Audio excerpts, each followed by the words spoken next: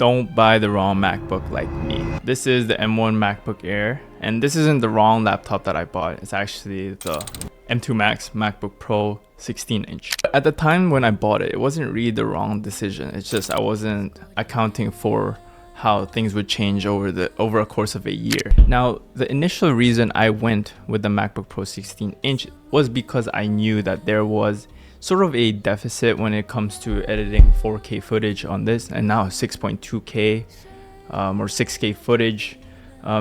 This cannot handle it anymore, and no matter how many renders I do, it just makes it a hassle, and it does slow down my timeline and my workflow, which is not really conducive for becoming a better creator or just a better businessman. So at the time I bought the MacBook Pro Max 16-inch. I wanted the most powerful machine for video editing, and I watched the video by Matt Johnson.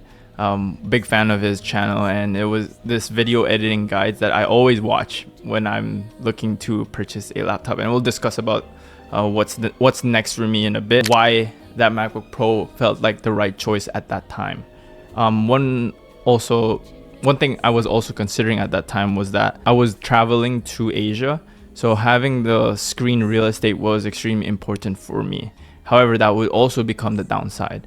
The screen real estate for me was important because I didn't have access to a monitor while traveling for quite a long time. It was about 6 months of traveling, so it didn't make sense to bring a monitor. So having the big screen was really good for me when I was editing there. Although it's still small compared to having a monitor that you can use, it was the best at that time. Now, I'm gonna talk about the use cases and what has changed. So for my workflow, I've started to edit more 4K footage and switch to DaVinci Resolve, which does take a little bit more juice in order to do the color grades and all this. So it does slow down quite a bit. To be frank, when I'm traveling, this just can't handle that, the M1 MacBook Air. So now that I have a home office that I stay at a lot, I still need the screen, like the dual screen real estate, so that one can't move anymore, and just taking it out is a bit of a hassle, which we're gonna cover too. So although the M1 MacBook Air was extremely portable, it didn't cover the power aspect of it. So that is a common theme of this channel, is trying to find the most mobile and most portable thing that you can bring in order so that you don't have any friction when it comes to content creation and all this. I could honestly just hate on the 16-inch MacBook Pro, but I want to talk about what benefits I got from it, because a lot of you will benefit from the 16-inch MacBook Pro. It's just that with everything that's changed, it's become a bit of a hassle. Again, 16-inch MacBook Pro has really good screen real estate. It handles color grading, 4K and 6K, and just heavy multitasking without really any hiccups. It's only when you stack so many edits and so many workflows on it where it does have a hard time, and I bet any computer will have a hard time if you do it that way. However, a big portion of you, I think, would be a bit overkill. But I'm not doubting the fact that a lot of you, or some of you, will inevitably edit the same footage that I'll be editing. For example, 4K footage for 210-bit. Just these high quality files, because that's the direction that content creation is headed towards. Now, at the time, the MacBook Pro 16-inch felt amazing because I was extremely happy with it. Of course, it's a big and expensive laptop that I purchased with my money, so I wanted to enjoy it to its fullest. But as I started to carry it around, started to travel more, wanting to edit in cafes and stuff while traveling in Asia, it wasn't really a good choice. So having that big of a laptop, and what I noticed as well, just to sidetrack, is that when I was putting it in my Peak Design, the Peak Design the Peak Design bag said it could handle it, but it was tight. I was actually scared for my laptop, of how it's being pushed by the stuff in the bag. So it's not really good for traveling. The battery life of that MacBook Pro is amazing. The charger as well is kind of big, but it does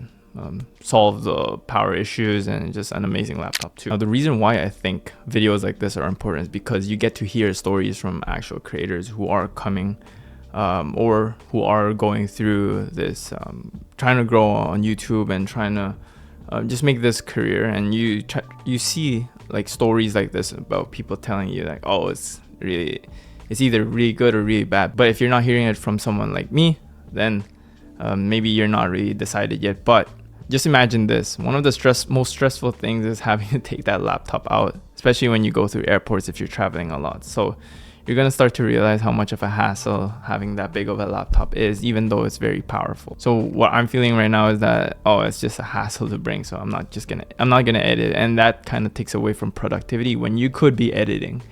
So it's just stacking up these opportunities for you to possibly just give yourself more options to edit. Now let's talk about the juicy things, what I'm gonna do about it.